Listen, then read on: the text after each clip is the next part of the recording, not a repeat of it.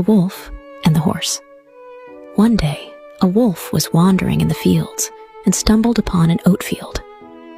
However, being a carnivore, the wolf knew it wasn't suitable to eat oats and turned away. Shortly after, the wolf encountered a horse.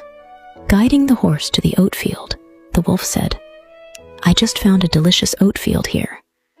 I don't want it for myself, and specifically saved it for you, because the sound of you chewing food is so pleasant to hear."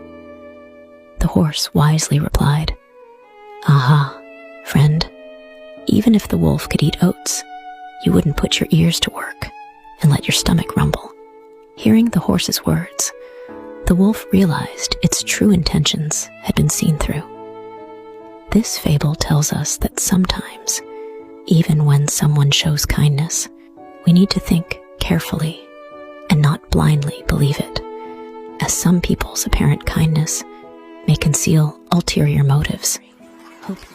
The two frogs. There were two frogs living in the same pond. As summer approached, the water in the pond began to decrease, forcing them to seek a new dwelling. One day, they accidentally discovered a deep well with an abundant water source.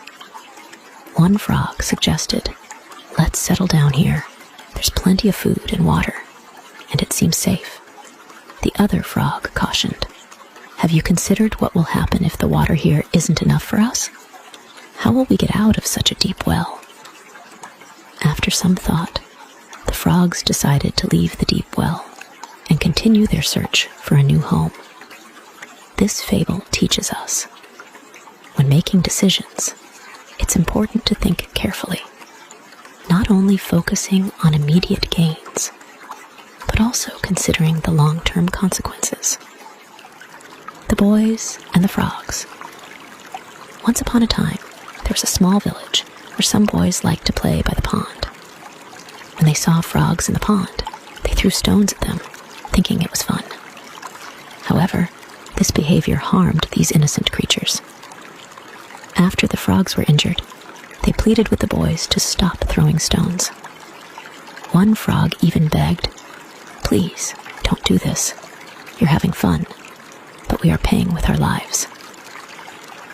Upon hearing the frog's plea, the boy felt guilty and realized his actions were wrong. He stopped hurting the frogs, started caring for and protecting them, and advised other children to respect the creatures in the pond. This fable tells us not to base our happiness on the suffering of others. Hope you enjoyed today's story.